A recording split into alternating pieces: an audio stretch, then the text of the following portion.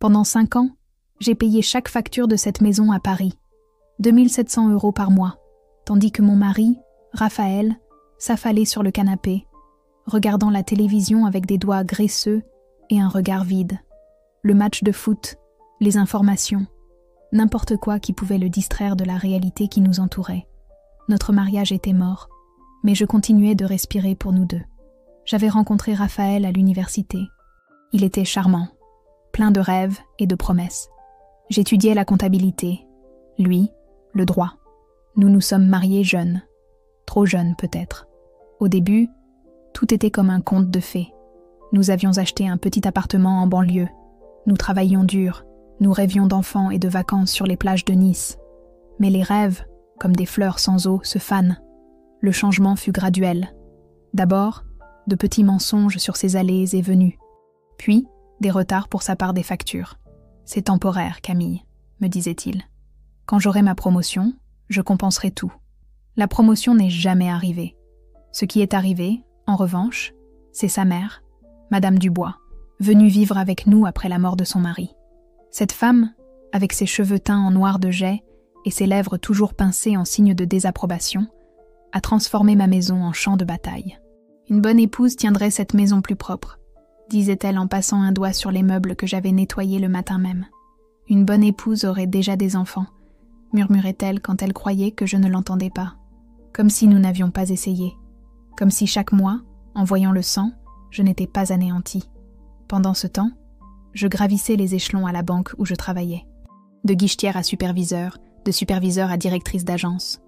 Mon salaire augmentait, et avec lui, la distance entre Raphaël et moi. Il avait quitté son emploi au cabinet d'avocat. Trop de pression, avait-il dit. Et depuis, il passait d'un emploi à l'autre, ne durant jamais plus de quelques mois dans aucun. C'est qu'ils ne me comprennent pas, Camille. Ils ne valorisent pas mon talent, se plaignait-il. J'acquiesçais, lasse, tout en calculant mentalement comment j'allais payer le crédit immobilier ce mois-ci. Le travail à la banque était exigeant. J'arrivais tôt, je partais tard. Mes collègues, Lucie et Pascal, me demandaient pourquoi je restais avec lui. Par habitude, leur disais-je, en essayant de sourire. Mais la vérité était plus compliquée. Comment expliquer qu'on continue d'aimer le souvenir de quelqu'un qui n'existe plus? Comment avouer qu'on a peur d'être seul? Comment admettre qu'après avoir porté si longtemps le fardeau, on ne sait plus qui on serait sans ce poids? Les week-ends étaient les pires. Madame Dubois invitait ses amis du cercle de lecture, un euphémisme pour cercle de commérage, et je devais leur servir café et petits fours pendant qu'elles m'examinaient comme un spécimen rare. « Et quand viendront les petits-enfants » demandait Madame Marguerite, la plus cruelle de toutes. « À ton âge, j'en avais déjà 3. » Raphaël ne me défendait jamais. Il se cachait dans le bureau, soi-disant à la recherche d'un emploi sur Internet, bien que l'historique de l'ordinateur révélât des heures passées sur des sites de paris et de jeux en ligne. Une autre facture que je payais en silence. Mon âme se ratatinait, jour après jour, jusqu'à ce que je reconnaisse à peine la femme que me renvoyait le miroir. Les cernes sous mes yeux racontèrent des histoires de nuits blanches, d'un ressentiment trop lasse pour prononcer son nom. Au travail, je maintenais une façade de professionnalisme. Personne ne savait que, parfois, je pleurais aux toilettes pendant ma pause. Personne ne voyait que je portais les mêmes vêtements plusieurs fois par semaine parce que je n'avais pas d'argent pour m'acheter quoi que ce soit de nouveau après avoir payé toutes les dettes que Raphaël accumulait. Ma mère, qui vivait à Lyon, m'appelait tous les dimanches. « Ma fille, je n'aime pas le son de ta voix », me disait-elle. Je lui assurais que tout allait bien, que j'étais seulement fatiguée par le travail. Je ne lui parlais pas des nuits d'insomnie, des disputes, de l'argent qui disparaissait de notre compte pour apparaître sur ceux de Raphaël, toujours avec des excuses différentes. Un après-midi, en vérifiant les relevés bancaires au bureau, je découvris des virements vers un compte que je ne reconnaissais pas. C'étaient de petites sommes, mais régulières. Quand je confrontai Raphaël, il me jura que c'était pour un prêt à un ami. Je le crus, ou fis semblant de le croire. C'était plus facile que d'affronter la vérité. La goutte d'eau qui fit déborder le vase arriva un vendredi soir. La journée avait été particulièrement dure à la banque. Un client avait crié, mon chef avait critiqué un rapport sur lequel j'avais travaillé toute la semaine, et le métro était tombé en panne, m'obligeant à marcher 40 minutes sous la pluie. J'arrivais à la maison trempée, épuisée, seulement pour trouver Madame Dubois et Raphaël en train de se disputer dans la cuisine. Je restai dans le couloir, écoutant sans être vue. « J'ai besoin de 8 700 € pour les rénovations de la maison de Cannes, disait-elle. C'est essentiel, Raphaël. Le toit a des fuites et la façade est un désastre. Maman, nous n'avons pas cet argent, répondit-il, avec la voix qu'il utilisait quand il voulait paraître raisonnable, mais était sur le point de céder.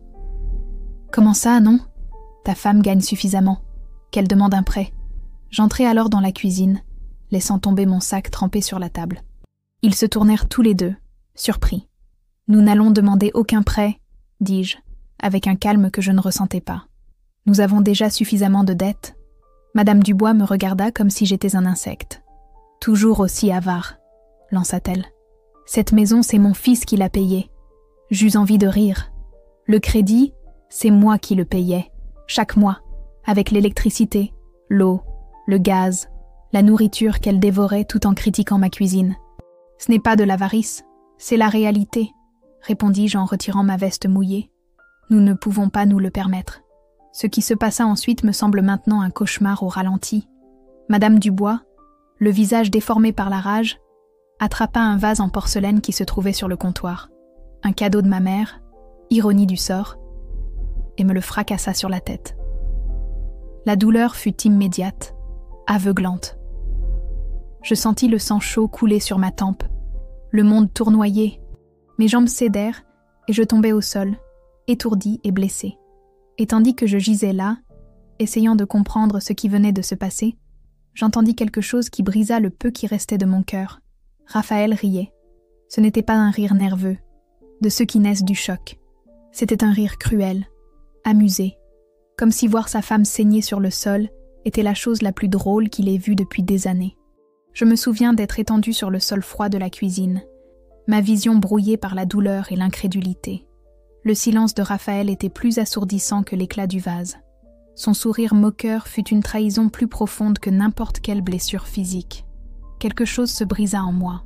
Ce ne fut ni peur ni tristesse. Quelque chose de plus froid, de plus clair. Je ne criais pas, je ne pleurais pas. Je me levai, lentement et silencieusement, comme en transe. Le sang coulait sur ma joue, tachant le chemisier blanc que j'avais mis ce matin-là pour une réunion importante. Madame Dubois était toujours debout, sa respiration haletante, ses yeux brillants d'une satisfaction perverse. Raphaël avait cessé de rire, mais le sourire était toujours là, comme une cicatrice sur ce visage que j'avais autrefois aimé. « Tu es folle », dit-il finalement, sans bouger pour m'aider. « Regarde ce que tu as provoqué. » Je ne répondis pas. Il n'y avait pas de mots qui pussent franchir l'abîme qui s'était ouvert entre nous. À ce moment-là, je compris que l'amour n'est pas seulement un sentiment qui meurt. Parfois, c'est un cadavre que nous enterrons et que nous continuons de porter, en feignant qu'il respire encore. Je marchais vers notre chambre, chaque pas une petite victoire contre le vertige. Je fermais doucement la porte, pas en la claquant de façon dramatique comme dans les films. Ce n'était pas un film. C'était ma vie, et pour la première fois depuis des années, je sentais que je pouvais en écrire le scénario. J'ouvris l'armoire et sortis une petite valise que j'avais cachée derrière des boîtes de chaussures que je n'utilisais plus. Je l'avais achetée 6 mois plus tôt, dans un moment de lucidité, comme on achète un gilet de sauvetage avant un voyage en bateau, espérant ne pas en avoir besoin mais se préparant au pire. J'y mis l'essentiel. Mon passeport, mes papiers personnels, quelques vêtements, l'argent que j'avais mis de côté en secret, environ 3 000 € que j'avais économisés petit à petit, en retirant de petites sommes de mon salaire avant que Raphaël ne puisse voir les relevés. Un téléphone portable prépayé que j'avais acheté en cas d'urgence. Pendant que je faisais ma valise, je pensais à Laure, ma sœur cadette qui vivait à Marseille. Elle m'avait toujours offert un endroit où rester si les choses tournaient mal. « Ne sois pas idiote, Camille », me disait-elle chaque fois que nous parlions. « Personne ne mérite de vivre ainsi. » Je ne l'avais jamais écoutée. Jusqu'à maintenant. Je me regardais dans le miroir de la salle de bain tout en nettoyant le sang sur mon visage. La blessure n'était pas profonde, mais elle laisserait une cicatrice, comme toutes les blessures importantes dans la vie. Je mis un pansement et ramassai mon maquillage.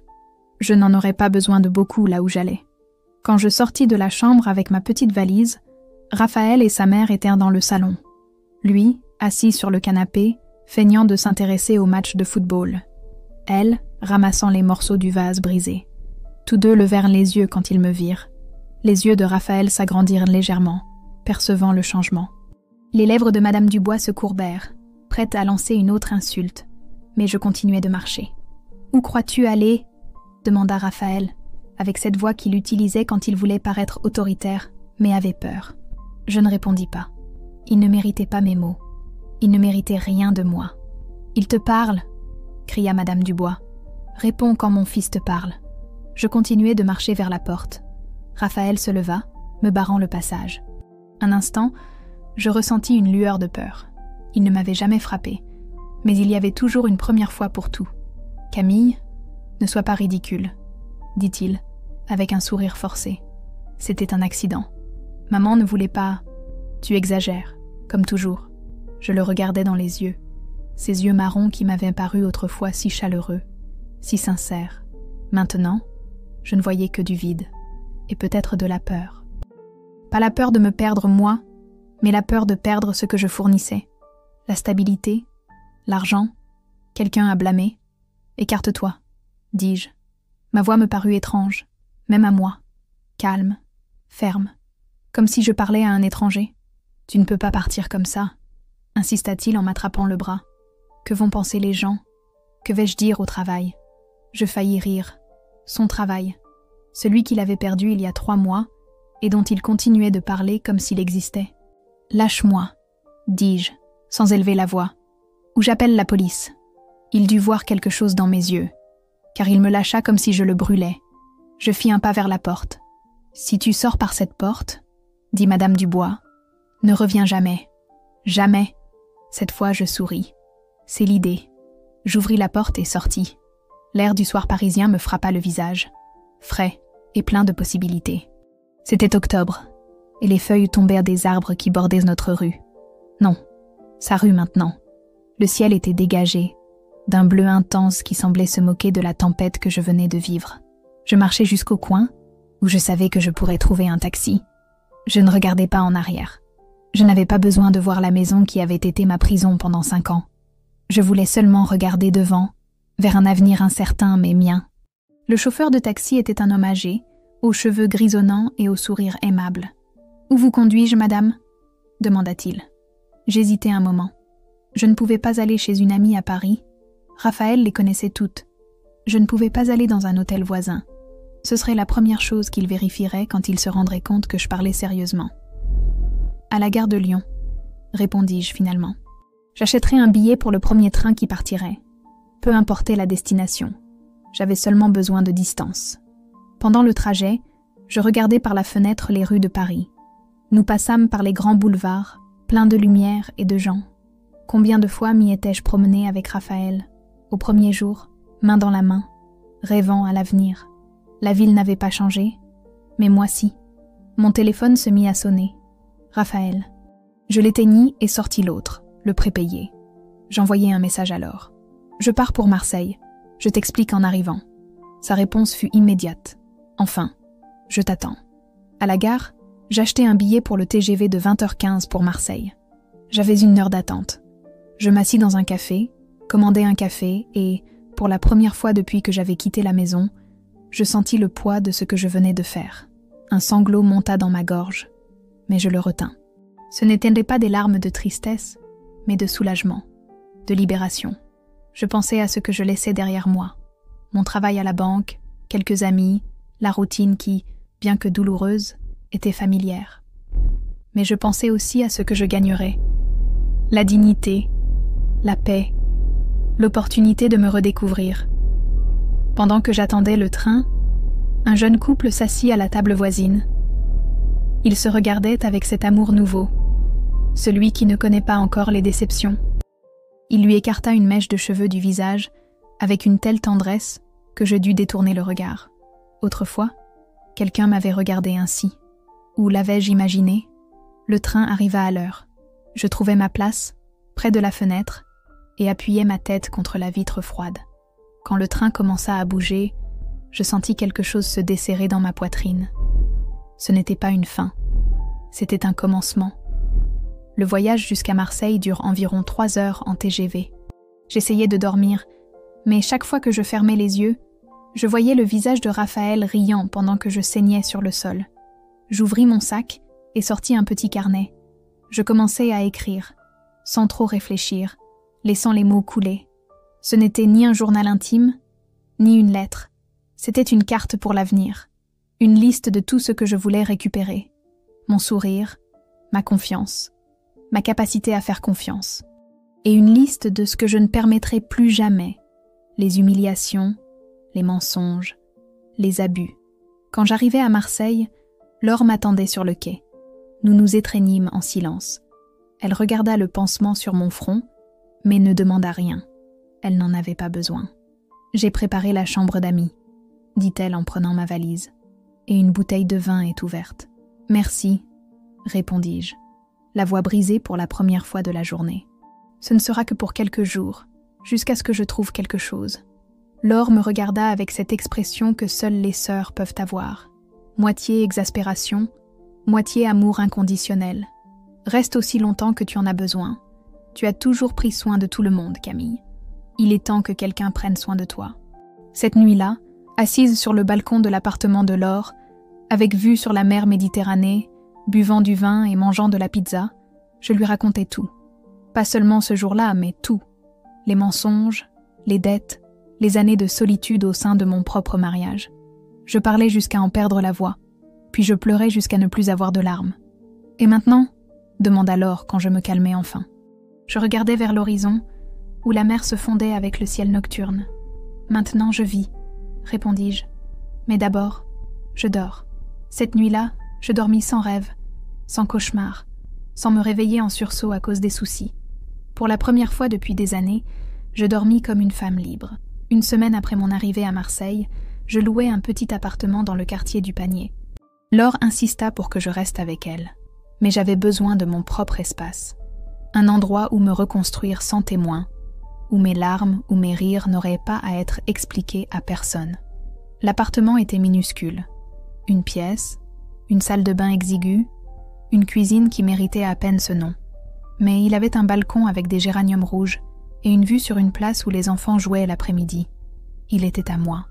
Où le serait, une fois le premier mois de loyer payé. Je trouvai du travail dans un petit cabinet de gestion administrative près de Notre-Dame de la Garde. Ce n'était pas la banque, avec sa climatisation parfaite et ses sols en marbre, mais le propriétaire, Georges, un homme d'une 50aine d'années avec des lunettes rondes et un sourire aimable, ne posa pas de questions quand je lui tendis mon CV avec une adresse de Marseille raturée et remplacée à la main.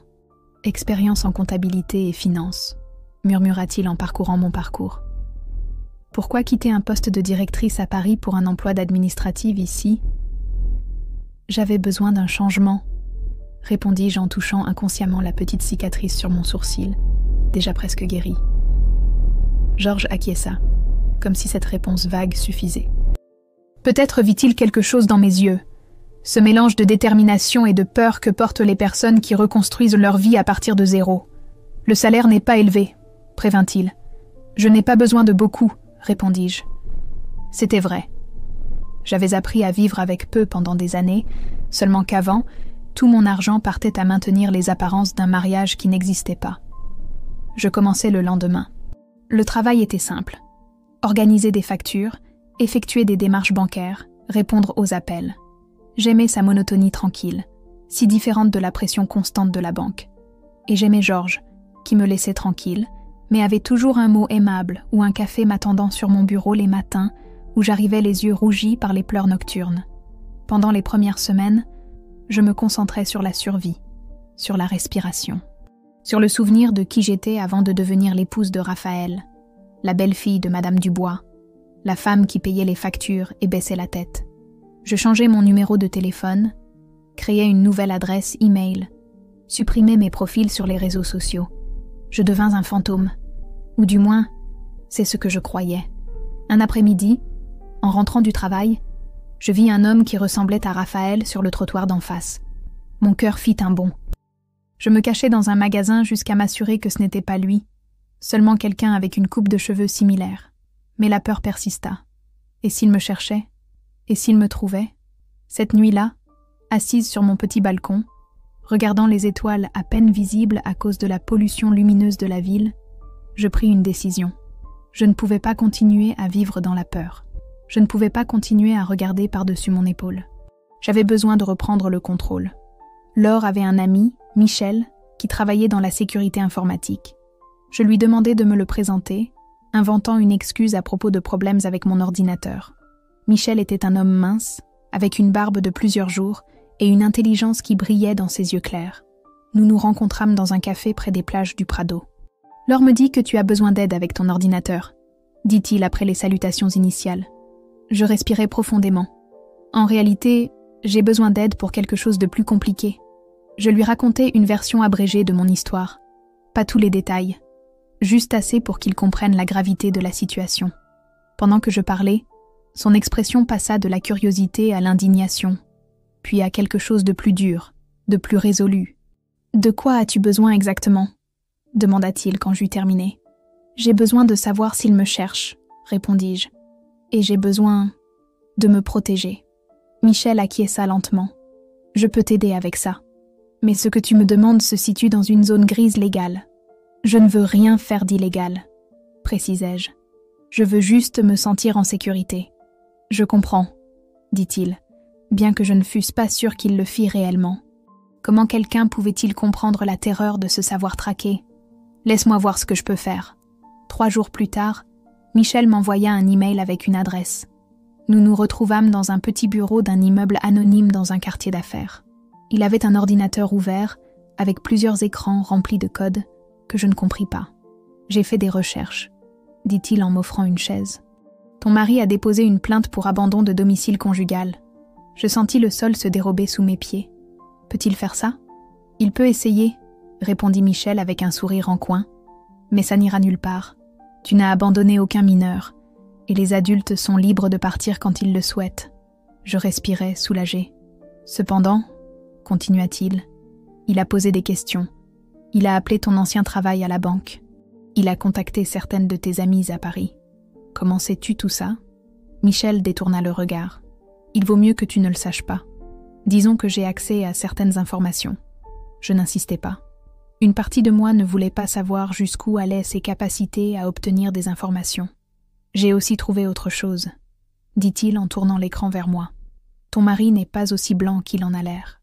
Sur l'écran, il y avait des relevés bancaires, des virements, des documents scannés.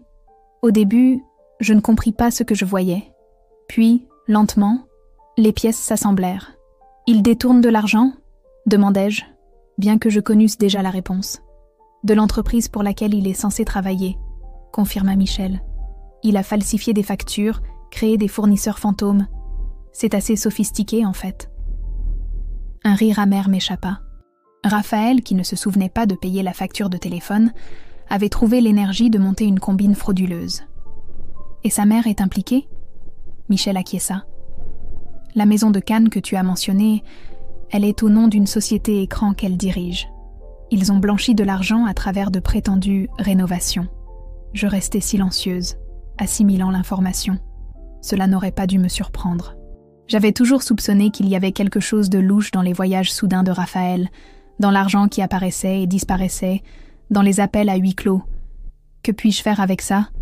demandai-je finalement. Michel me regarda fixement. « Légalement, tu pourrais le dénoncer. J'ai suffisamment de preuves pour ouvrir une enquête. » « Et extra-légalement ?» Un lent sourire s'étira sur son visage. « Ça dépend de ce que tu veux obtenir. » Ce que je voulais était compliqué. Je ne cherchais pas la vengeance. Exactement. La vengeance est chaude, impulsive. Ce que je ressentais était quelque chose de plus froid, de plus calculé. Je voulais la justice. Je voulais qu'il ressente ce que j'avais ressenti. L'impuissance, l'humiliation, la peur. Je voulais qu'il sache ce que signifie tout perdre. « Je veux qu'ils paient, » dis-je finalement. Pas seulement légalement. Je veux qu'ils aient peur. « Yes. » Michel acquiesça, comme s'il avait attendu cette réponse. Nous pouvons commencer par envoyer des informations anonymes à son entreprise.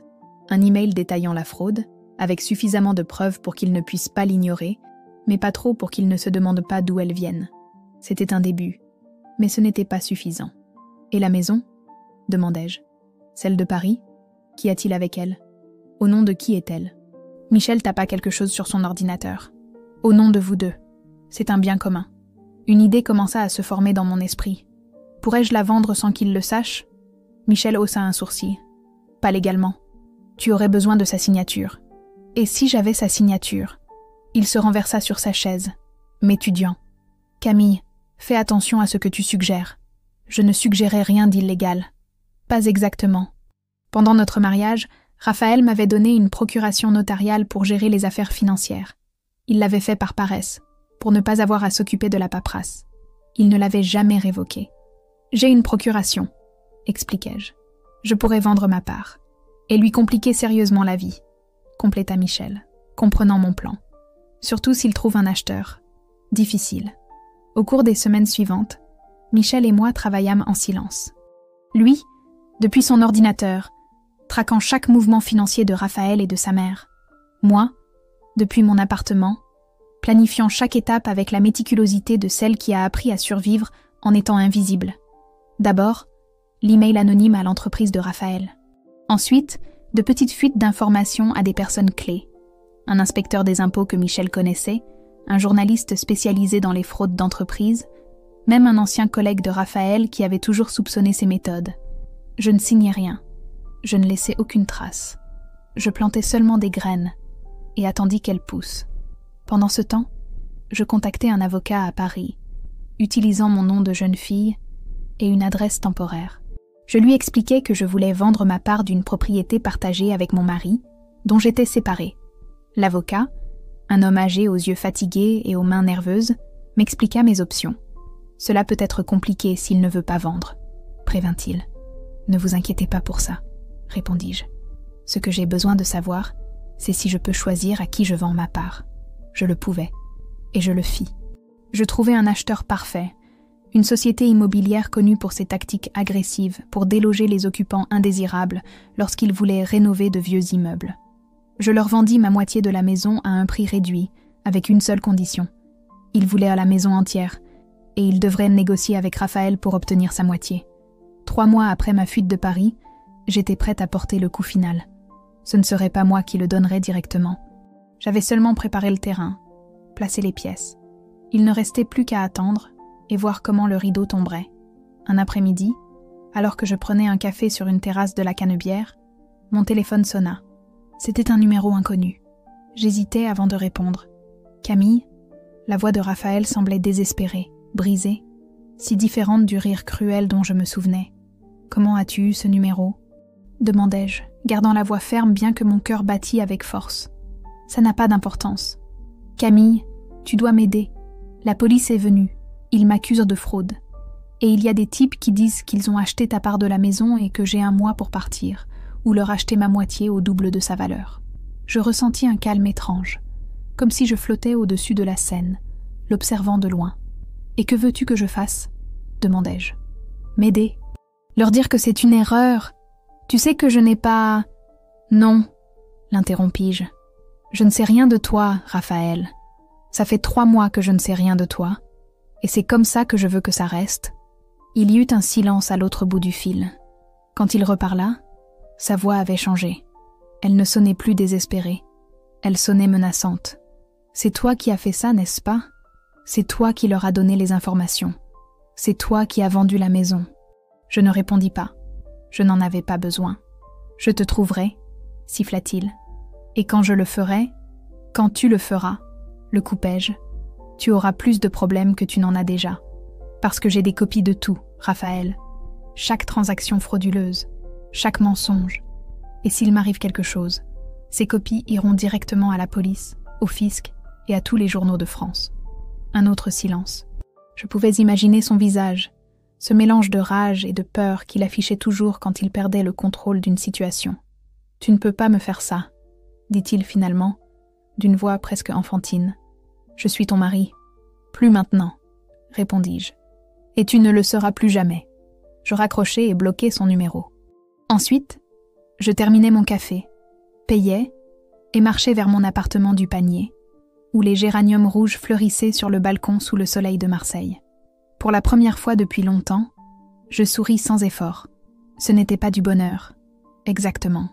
C'était quelque chose de plus complexe, de plus profond. C'était la certitude que finalement, j'avais repris le contrôle de ma vie. 6 mois après ma fuite, je retournais à Paris. Ce ne fut pas une décision impulsive. Chaque étape avait été calculée, comme une partie d'échecs où je connaissais tous les mouvements de mon adversaire avant qu'il ne les fasse. Michel m'avait tenu informé. Raphaël était embourbé jusqu'au cou dans des problèmes juridiques. L'entreprise avait déposé une plainte formelle après avoir découvert la fraude. Le fisc avait ouvert une enquête. La société immobilière faisait pression chaque jour davantage pour obtenir la maison entière, menaçant de mesures légales s'il ne vendait pas sa part. « Tu es sûr de vouloir faire ça ?» me demanda alors par téléphone la veille de mon voyage. « Tu pourrais laisser la justice suivre son cours. Tu n'as pas besoin de le voir en personne. » Peut-être avait-elle raison, mais quelque chose en moi avait besoin de boucler la boucle. J'avais besoin de les regarder en face, non par vengeance, mais pour moi-même, pour me prouver que je ne les craignais plus. « Tout ira bien », l'assurai-je. « Ce ne seront que quelques jours. » J'arrivai à Paris par un train en milieu d'après-midi. La ville m'accueillit avec une bruine fine, comme si elle pleurait pour ce qui allait se passer. Je louai une chambre dans un petit hôtel près des grands boulevards, loin de notre ancien quartier. Je ne voulais pas risquer de rencontrer Raphaël ou Madame Dubois par hasard. Cette première nuit, je ne dormis pas. Je restais à regarder le plafond, repassant mentalement chaque détail du plan. Ce n'était pas un plan compliqué. Je voulais seulement leur remettre personnellement les documents qui confirmaient que je savais tout. Je voulais voir leur visage quand ils comprendraient que leur monde était sur le point de s'effondrer. Le lendemain matin, je m'habillai avec soin. Je choisis un tailleur noir que j'avais acheté spécialement pour l'occasion. Il était sobre, élégant, puissant. Je relevai mes cheveux en un chignon serré et mis des boucles d'oreilles en argent qui avaient appartenu à ma grand-mère. Rien d'ostentatoire, rien qui suggéra le triomphe ou la célébration. Seulement de la détermination. Je pris un taxi jusqu'à la maison. Notre maison. Mon ancienne prison. Le quartier n'avait pas changé. Les mêmes arbres, les mêmes trottoirs, les mêmes voisins promenant leurs chiens. C'était étrange comme tout pouvait paraître pareil, alors que j'étais une personne complètement différente. Le taxi s'arrêta devant la maison. Je payai et restai un moment à l'observer depuis le trottoir. Elle paraissait plus petite que dans mes souvenirs, plus ordinaire. Les rideaux étaient tirés, comme si la maison elle-même voulait se cacher des regards curieux. Je respirai profondément et marchai jusqu'à la porte. J'avais une mallette à la main avec tous les documents. Relevés bancaires, factures falsifiées, preuves de la fraude systématique, la documentation de la vente de ma part de la maison et une lettre de mon avocat informant Raphaël que j'avais entamé la procédure de divorce. Je sonnai. Le son résonna à l'intérieur, familier et étrange à la fois. J'attendis, le cœur battant fort mais régulièrement. Ce n'était pas de la peur que je ressentais, c'était de l'anticipation. La porte s'ouvrit lentement, et elle était là, Madame Dubois. Ses cheveux teints en noir paraissaient plus artificiels que jamais, contrastant avec la pâleur maladive de son visage. Elle portait une robe de chambre, chose impensable pour une femme qui avait l'habitude de s'habiller comme pour un mariage, même pour aller acheter le pain. Ses yeux s'écarquillèrent en me voyant. Sa main vola à sa bouche. Elle recula comme si elle avait vu un fantôme. « Qu'est-ce que tu fais ici ?» demanda-t-elle, la voix fine et sèche. Je ne répondis pas immédiatement. J'entrai sans attendre d'invitation, fermant la porte derrière moi. La maison sentait le renfermer, la nourriture vieille, le désespoir. Le salon, que je maintenais impeccable, était en désordre. Vieux journaux sur la table, tasse de café à moitié vide, une couverture froissée sur le canapé. « Où est Raphaël ?» demandai-je en posant ma mallette sur la table. « Il n'est pas là », répondit-elle en retrouvant un peu de son hostilité habituelle. « Et s'il y était, il ne voudrait pas te voir. » Je souris légèrement. « Ça n'a pas d'importance. Tôt ou tard, il devra me voir. Ou du moins, voir ça. » J'ouvris la mallette et sortis la première enveloppe. Elle contenait des copies des relevés bancaires qui prouvaient la fraude. Je la lui tendis. « Qu'est-ce que c'est ?» demanda-t-elle sans la prendre. « La vérité, » répondis-je simplement. « Toute la vérité que vous deux avez cachée. » Je laissai l'enveloppe sur la table et sortis la seconde. Celle-ci contenait la documentation de la vente de ma part de la maison. « Savais-tu que j'ai vendu ma moitié de cette maison ?» continuai-je, d'une voix tranquille. « À une société immobilière, Ares Investissement. Ça te dit quelque chose ? Ils sont assez connus pour leur méthode persuasive. » Madame Dubois pâlit encore plus, si c'était possible. « Tu ne peux pas faire ça. Cette maison est à Raphaël. C'est lui qui l'a payée. » Je secouai la tête. « Non, Madame Dubois. Cette maison, c'est moi qui l'ai payée. Chaque mensualité, chaque facture, pendant que ton fils dépensait l'argent dans les jeux de hasard et pour maintenir ses combines frauduleuses. Et maintenant, légalement, la moitié appartient à Arès Investissement. » Ses jambes commencèrent à trembler. Elle s'appuya sur le dossier d'une chaise pour ne pas tomber. Un instant, je ressentis une pointe de compassion. C'était une femme âgée, après tout. Mais alors je me souvins du vase s'écrasant sur ma tête, du sang, du rire de Raphaël, et la compassion s'évapora. Et il y a plus, continuai-je en sortant la 3e enveloppe. J'ai déposé une plainte formelle contre Raphaël pour fraude et falsification de documents. L'enquête est déjà en cours. Et j'ai inclus ton nom, Madame Dubois, comme complice. « Tu mens !» cria-t-elle, mais sa voix tremblait. « Tu n'as pas de preuves. » Je lui tendis l'enveloppe. Cette fois, elle la prit avec des doigts trop tremblants. Elle l'ouvrit et commença à examiner les documents. Je vis ses yeux s'agrandir en reconnaissant les signatures, les chiffres, les combines qu'ils avaient recréées en se croyant intouchables. « C'est... balbutia-t-elle. « La vérité, complétai-je. Et il y a des copies entre les mains de mon avocat, de la police et du fisc. » Elle se laissa tomber sur la chaise, vaincue. Pour la première fois depuis que je la connaissais, Madame Dubois paraissait petite, vulnérable. Les larmes commencèrent à couler sur ses joues, ruinant le maquillage excessif qu'elle portait même à la maison. « Pourquoi ?» demanda-t-elle, la voix brisée. « Pourquoi nous fais-tu ça ?» La question me surprit. Ne le comprenait-elle vraiment pas? Croyait-elle vraiment qu'après tout ce qu'il m'avait fait, je disparaîtrais simplement sans plus? « Je ne vous fais rien, » répondis-je calmement. « Je laisse seulement la vérité éclater. C'est vous qui vous êtes fait ça à vous-même. » À ce moment-là, nous entendîmes la porte d'entrée s'ouvrir, des pas dans le couloir, et il était là, Raphaël, plus mince que la dernière fois que je l'avais vu, avec une barbe de plusieurs jours, des cernes profonds, une ombre de l'homme qu'il avait été. Il resta paralysé en me voyant. Un instant, je vis passer dans ses yeux toutes les émotions, surprise, peur, colère, et finalement, une sorte de résignation. « Camille, » dit-il, comme un soupir. « Raphaël, » répondis-je, avec un léger hochement de tête. Il regarda sa mère, pleurant sur les documents éparpillés, puis moi, debout près de la table, sereine et ferme. « Alors c'était toi, » dit-il. Ce n'était pas une question. « Pendant tout ce temps, c'était toi. Qui d'autre ?» demandai-je en soutenant son regard. Il fit un pas vers moi, et pendant une seconde, je ressentis une lueur de peur. Mais il s'arrêta, laissant tomber les épaules. « Que veux-tu » demanda-t-il, la voix lasse. « De l'argent ? Je n'en ai plus. La maison ? Tu as déjà vendu ta part. Que veux-tu de plus de nous ?» Je pensais à cette question. Que voulais-je vraiment ? Ce n'était pas la vengeance, pas exactement. La vengeance est chaude, impulsive. Ce que j'avais fait était froid, calculé. Ce n'était pas de la haine. La haine demande trop d'énergie, et je n'étais plus disposée à dépenser mon énergie pour eux. Justice, répondis-je finalement, et la paix. Je veux que vous compreniez que tout ce qui se passe est la conséquence de vos propres actions. Et je veux que vous sachiez que vous ne me ferez plus jamais de mal. Je sortis la dernière enveloppe de la mallette et la tendis à Raphaël. C'étaient les papiers du divorce. « Signe ça, » lui dis-je. « Et tu ne me reverras plus jamais. » Il prit l'enveloppe avec des mains tremblantes. Il l'ouvrit, examina brièvement les documents. Il paraissait vaincu, comme un boxeur qui sait qu'il a perdu mais doit encore tenir jusqu'à ce que la cloche sonne. « Tu as un stylo ?» demanda-t-il d'une voix à peine audible. Je sortis un stylo de mon sac et le lui tendis. Il signa chaque page sans les lire, comme celui qui signe sa propre sentence en sachant qu'elle est inévitable. Quand il eut terminé, je ramassai les documents et les rangeai soigneusement dans ma mallette. Il n'y avait plus rien à dire.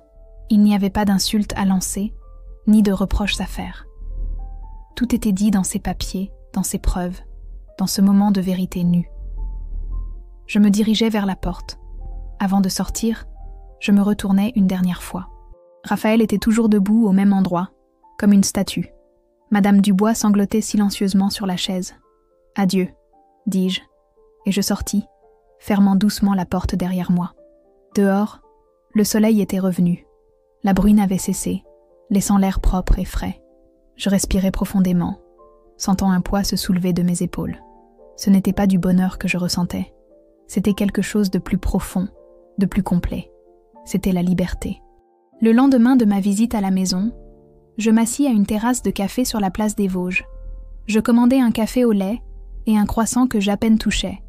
De là, je pouvais voir l'agitation touristique, les pigeons se disputant des miettes de pain, les serveurs allant et venant avec des plateaux chargés. La vie continuait, étrangère au petit tremblement de terre que j'avais provoqué. Mon téléphone vibra avec un message de Michel. « C'est fait, regarde les infos. » J'ouvris le navigateur sur mon mobile et cherchai les nouvelles locales de Paris. Je n'eus pas à chercher longtemps. Un titre se détachait sur la page d'accueil numérique du Monde. Homme d'affaires parisien arrêté pour fraude fiscale, présumée et falsification de documents. La photo montrait Raphaël, la tête basse, entrant dans une voiture de police. Je ne ressentis pas la satisfaction que j'attendais, ni remords. Seulement un calme étrange, comme celui qui contemple depuis le rivage une tempête s'éloigner en mer. Le téléphone vibra de nouveau. C'était Laure. « Tu vas bien ? J'ai vu ça aux infos. »« Je vais bien, » répondis-je. C'était vrai. Pour la première fois depuis longtemps, j'allais vraiment bien. Je passais le reste de la journée à me promener dans Paris. Je visitais le jardin du Luxembourg, où Raphaël et moi avions l'habitude de nous promener le dimanche pendant notre première année ensemble. Je m'assis près du bassin, observant les couples dans les barques, me souvenant sans douleur. Puis j'allais au musée du Louvre, me perdant parmi des tableaux que nous avions contemplés ensemble, mais que je n'avais jamais vraiment regardés, trop soucieuse de son approbation, de son opinion. Au crépuscule, je reçus un autre message de Michel. Maintenant, il s'occupe d'elle. Prépare-toi à d'autres nouvelles. Je n'eus pas à attendre longtemps. Ce même soir, alors que je dînais seule dans un petit restaurant près de mon hôtel, les informations de 21h montrèrent des images de Madame Dubois escortée par des policiers. Le journaliste expliquait qu'elle avait été arrêtée comme complice dans une affaire de blanchiment de capitaux liée à des propriétés sur la côte. Je l'observais à l'écran, luttant contre les agents, criant, m'accusant, bien que sans me nommer, de conspiration et de trahison. Ses cheveux teints, normalement impeccables, étaient décoiffés. Son maquillage coulait par les larmes. Elle paraissait vieille et pathétique, une caricature de la femme hautaine qui m'avait tourmentée pendant des années. Quelqu'un à la table voisine commenta « Regarde-moi cette allure », et elle devait se croire très grande dame. Son compagnon répondit « Tous ces Richards sont pareils. Ils volent à pleine main et ensuite ils se la jouent digne. » Je payai l'addition et sortis du restaurant. Je ne voulais plus écouter. Non pas parce que cela me faisait mal, mais parce que cela ne m'importait plus.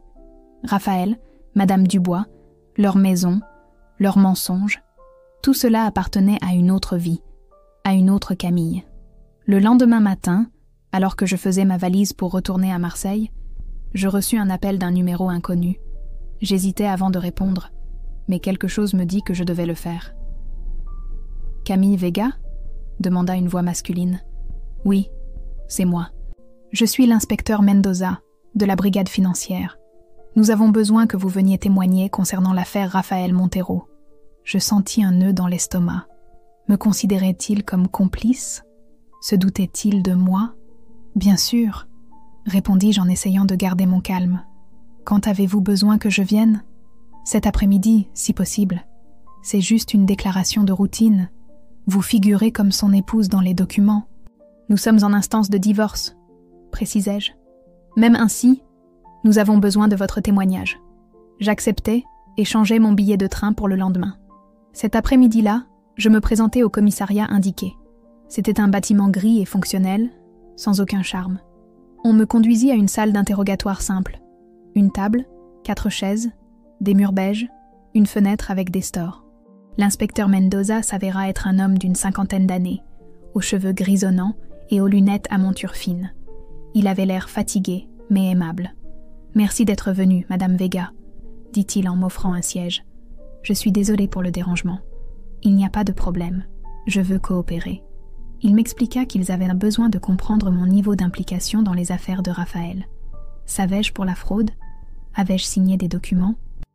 Connaissais-je les propriétés à Cannes? Je répondis avec honnêteté. Non, je ne connaissais pas les détails de la fraude jusqu'à récemment. Oui, j'avais signé des documents, mais en faisant confiance à mon mari et sans lire les petits caractères. Non, je n'avais jamais été dans la prétendue maison de Cannes, bien que Madame Dubois en parlât constamment. J'ai cru comprendre que vous travailliez dans une banque, commenta l'inspecteur. Oui, j'étais directrice d'agence. Et même ainsi, vous n'avez jamais rien soupçonné? Je souris tristement. Inspecteur, quand on fait confiance à quelqu'un, parfois on ne voit pas ce qui est devant ses yeux. Je lui faisais confiance, jusqu'à ce que je cesse de le faire. Il parut satisfait de cette réponse. Il me montra quelques documents, me demanda d'identifier des signatures, d'expliquer des virements qui étaient sortis de compte à mon nom. Certaines que je reconnus comme légitimes. D'autres, clairement, avaient été falsifiées. Votre signature est assez bien imitée, commenta-t-il en désignant un document. Raphaël a toujours eu un bon coup de crayon, répondis-je avec ironie. L'inspecteur sourit légèrement, comme celui qui apprécie l'humour noir dans une situation difficile. À la fin de l'entretien, qui dura près de 3 heures, il m'informa qu'il ne me considérait pas comme suspecte. Ma coopération avait été utile et mon témoignage serait important au procès. Devrais-je témoigner?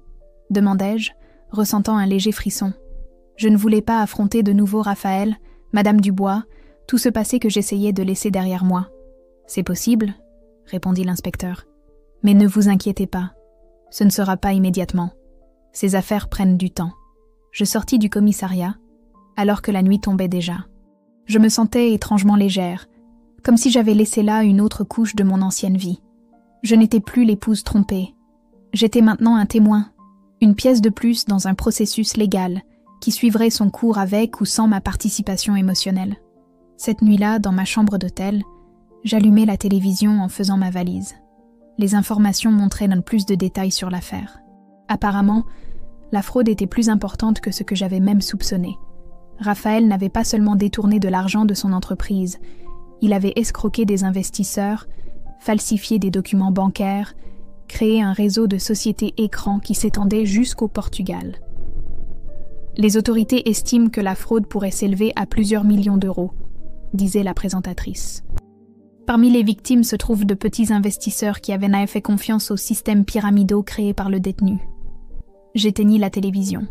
Je ne voulais plus en savoir. Je ne voulais pas imaginer toutes ces personnes, comme moi, qui avaient fait confiance et avaient été trahies. Je me demandais combien d'entre elles avaient perdu leur maison, leurs économies, leurs rêves. Le lendemain matin, je pris le train pour retourner à Marseille. Pendant le voyage, j'essayais de lire mais ne pouvais pas me concentrer. Mon esprit revenait sans cesse à Paris, au commissariat, aux images de Raphaël et Madame Dubois arrêtées. Non par remords, mais par une sorte d'incrédulité. Comment avais-je pu être si aveugle pendant si longtemps? Comment n'avais-je pas vu la vraie nature des personnes avec qui je partageais ma vie? Michel m'attendait à la gare Saint-Charles. Nous n'avions pas rendez-vous, mais il était là, avec son éternelle barbe de 2 jours et un sourire en coin. « Comment le savais-tu » demandai-je, surprise de le voir. « J'ai mes sources » répondit-il énigmatiquement. « Comment vas-tu » ? « Bien » dis-je, et je me rendis compte que c'était vrai. Étrangement bien. Il m'accompagna à mon appartement, portant ma valise malgré mes protestations. En chemin, il me mit au courant des détails qui n'étaient pas sortis dans les informations. Raphaël risquait une éventuelle condamnation allant jusqu'à 10 ans. Madame Dubois, en raison de son âge et de son rôle secondaire, s'en tirerait probablement mieux, mais pourrait tout de même passer un certain temps en prison. « Tu te sens mal pour eux » demanda-t-il quand nous arrivâmes à ma porte. Je pensai à la question. Éprouvais-je de la pitié, du remords, de la culpabilité?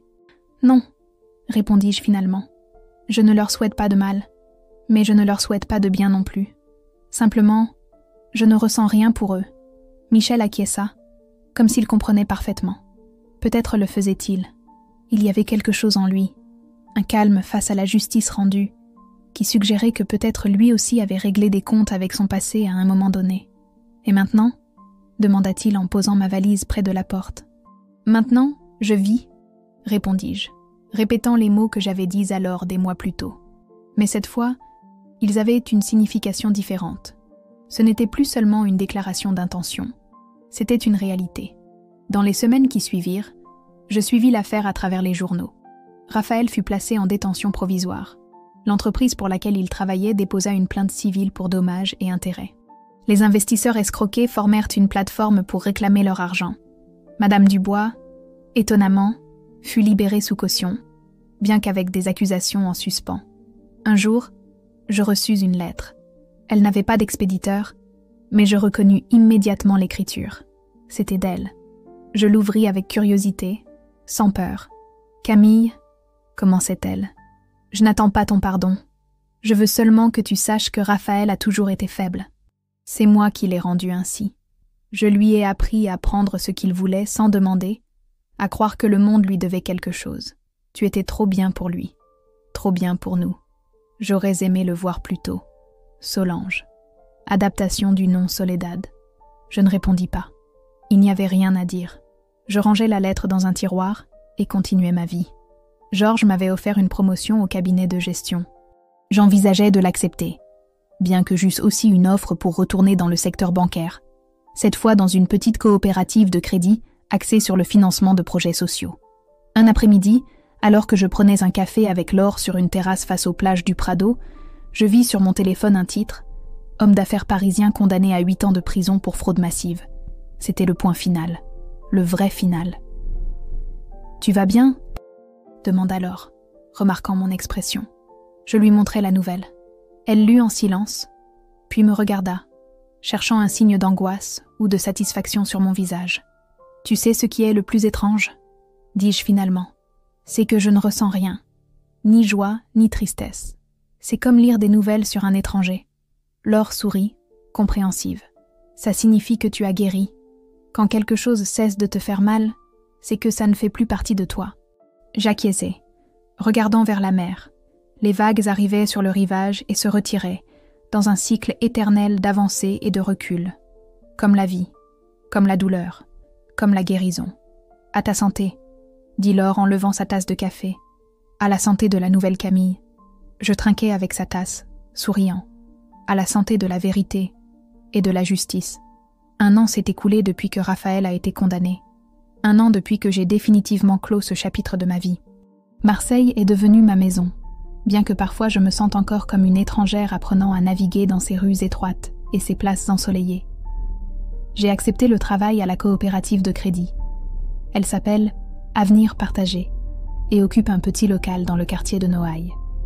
Ce n'est pas la banque élégante où je travaillais à Paris, avec ses sols en marbre et ses clients en costume. Ici, les clients sont de petits entrepreneurs, des artistes, des associations de quartier, des personnes avec des rêves qui ont besoin d'un peu d'aide pour les réaliser. Mon appartement du panier ne me paraît plus si petit. Je lui ai donné vie avec des plantes, des livres, des petits trésors trouvés dans les marchés aux puces du week-end. Les murs, autrefois nus, sont maintenant pleins de photographies. Laure et moi à la plage, ma mère lors de sa dernière visite de Lyon, de nouveaux amis avec qui j'ai fêté mon anniversaire. L'une de ces photographies m'a été envoyée par Michel il y a quelques mois. C'est une coupure de journal, encadrée. Un petit article sur une fondation qui aide les femmes victimes de violences économiques. Il ne mentionne pas mon nom, parce que j'ai spécifiquement demandé qu'il ne le fasse pas, mais elle a été créée avec une partie de l'argent que j'ai récupéré lors du divorce et avec la vente de certains actifs que Raphaël avait cachés et que Michel, avec ses compétences informatiques, a aidé à localiser. La fondation, que nous avons simplement appelée Nouveau Départ, offre des conseils juridiques, un soutien psychologique et, le plus important, une formation financière. Nous enseignons aux femmes piégées dans des relations abusives à reconnaître les signes d'abus économiques, à protéger leurs ressources, à créer des plans de fuite viables. J'anime moi-même quelques ateliers le week-end, partageant mon expérience sans révéler tous les détails. C'est étrange comme la vie fonctionne. Tout ce que j'ai appris pendant ces années de mariage, à gérer l'argent dans des situations impossibles, à planifier en secret, à survivre, est maintenant devenu une connaissance précieuse que je peux partager avec d'autres. La douleur s'est transformée en dessin. Ce matin, alors que je me préparais pour le travail, je me suis arrêtée devant le miroir de la salle de bain. Il y a quelque temps, j'évitais mon propre reflet. Je ne voulais pas voir la femme que j'étais devenue. Des yeux éteints, un sourire forcé, des épaules tombantes sous le poids d'une vie qui ne m'appartenait pas. Aujourd'hui, la femme qui me renvoyait mon regard était différente. Mes cheveux, que je portais toujours attachés parce que Raphaël les aimait ainsi, tombent maintenant librement sur mes épaules. Les rides autour de mes yeux parlent de rires authentiques, non de nuits de larmes. Et la petite cicatrice sur mon sourcil gauche, résultat du vase que Madame Dubois m'avait jeté, n'est plus un rappel douloureux, mais une marque de survie. Je touchais doucement la cicatrice. Parfois, quand je rencontre quelqu'un de nouveau, on me pose des questions à son sujet. Avant, je mentais. Un accident d'enfance, une chute idiote. Maintenant, je dis la vérité, ou du moins une partie. Une leçon que j'ai apprise, réponds-je. Si la personne mérite ma confiance, peut-être que je lui en dirai plus. Sinon, cette petite vérité suffit. Le téléphone sonna, interrompant ma contemplation. C'était Martin, mon chef à la coopérative. « Camille, bonjour », dit-il avec son énergie habituelle. « Nous avons une réunion avec l'association des commerçants du quartier. Pourrais-tu venir un peu plus tôt ? Ils veulent discuter d'un projet de financement participatif et je pense que tes idées sur les microcrédits seraient parfaites. »« Bien sûr », répondis-je. « Je serai là dans une demi-heure. » Je m'habillai rapidement, choisissant une robe bleue que j'avais achetée dans une petite boutique voisine. Elle était simple mais élégante, parfaite pour une réunion professionnelle, mais aussi pour le dîner que j'avais plus tard avec Michel. Michel et moi, nous sommes encore en train de définir ce que nous sommes. Plus que des amis, moins qu'un couple officiel. Nous prenons les choses avec calme, tous deux portant des passés compliqués, tous deux apprenant à faire confiance à nouveau. Parfois, je pense que c'est précisément cette prudence partagée qui nous unit. Nous comprenons les silences de l'autre, respectons les espaces, ne forçons pas les confessions. Je sortis dans la rue, et le soleil de juin m'accueillit, chaud et brillant. Marseille en été est un festival de lumière et de couleurs. Les touristes inondent le vieux port, les habitants s'échappent vers les plages voisines, les terrasses se remplissent de rires et de conversations dans des dizaines de langues différentes. Je marchais vers le métro, saluant Joseph, le propriétaire du petit café du coin où j'achète mon petit déjeuner presque chaque matin. Il m'appela par mon nom et me tendit un café à emporter sans que je le demande. Ces petits rituels, ces connexions quotidiennes, sont les fils invisibles qui m'ont ancré à cette nouvelle vie. Dans la rame de métro, parmi la foule matinale de travailleurs et d'étudiants, je pensais à la façon dont ma vie avait changé en un peu plus d'1 an. De prisonnière dans une maison élégante, j'étais passée à être libre dans un appartement minuscule, d'entretenir un mari qui me méprisait, à m'entretenir seule, mais avec dignité, de survivre à vivre pleinement. La réunion à la coopérative fut un succès. L'association des commerçants voulait créer un fonds commun pour rénover les façades de leurs magasins et améliorer l'éclairage de la rue. C'était un projet modeste, mais important pour le quartier. Je leur proposais un système de microcrédits croisés, où chaque commerçant se portait garant pour 2 autres, créant un réseau de confiance et de responsabilité partagée. « C'est brillant », dit Martin quand les commerçants partirent, enthousiasmé par l'idée. Exactement le type de solution créative dont nous avons besoin ici. Je souris, reconnaissante pour la reconnaissance. Dans mon ancienne banque, mes idées étaient rarement écoutées. Ici, elles formaient la base de notre travail quotidien. À midi, je déjeunais avec Hélène, une collègue qui était devenue une amie. Alors que nous partagions une salade sur une petite place voisine, elle me raconta son dernier voyage en Bretagne, sa terre natale. « Tu devrais venir avec moi la prochaine fois », suggéra-t-elle. « Tu adorerais. Les paysages sont spectaculaires, la nourriture est incroyable, et ma famille a une petite maison accueillante au bord de la mer. J'adorerais, répondis-je, sincèrement. Voyager était un autre des plaisirs que j'avais redécouverts. Pendant mon mariage, les vacances étaient rares et toujours tendues, dominées par les goûts de Raphaël et les plaintes de Madame Dubois. Maintenant, je pouvais aller où je voulais, quand je voulais, dans la mesure de mes moyens financiers, bien sûr. L'après-midi, j'eus une séance de conseil avec Lucie, une femme qui était arrivée à la fondation il y a 1 mois. Sa situation m'était douloureusement familière. Un mari qui contrôlait chaque centime, qui la faisait se sentir incompétente avec l'argent, qui lui cachait des informations sur leurs finances communes. « Je ne peux pas partir », me dit-elle, les yeux brillants de larmes contenues. « Je n'ai nulle part où aller. Je n'ai pas d'argent à moi. Et mes enfants. Je lui pris les mains entre les miennes. Je te comprends, Lucie. Vraiment. Et je ne vais pas te dire de partir demain. Ce que nous allons faire, c'est te préparer, petit à petit, pour que lorsque tu seras prête, tu aies des options. Je lui expliquai comment elle pouvait commencer à économiser de petites sommes, comment documenter l'abus économique, comment protéger ses informations personnelles. Je lui donnais des ressources, des contacts, un plan étape par étape. Et le plus important, je lui donnais de l'espoir. « J'étais là où tu es », lui dis-je à la fin de la séance. « Et regarde-moi maintenant. » Quand elle partit, plus calme et avec une lueur de détermination dans les yeux, je ressentis ce mélange de tristesse et de satisfaction qui accompagne toujours ce travail. Tristesse pour la souffrance qui existe encore, satisfaction de pouvoir offrir un chemin vers la liberté. Au dîner avec Michel, dans un petit restaurant du quartier d'affaires, je lui parlais de Lucie. Elle m'a tellement rappelé moi-même, dis-je en remuant distraitement mon verre de vin. Cette sensation d'être piégée, de ne pas voir d'issue.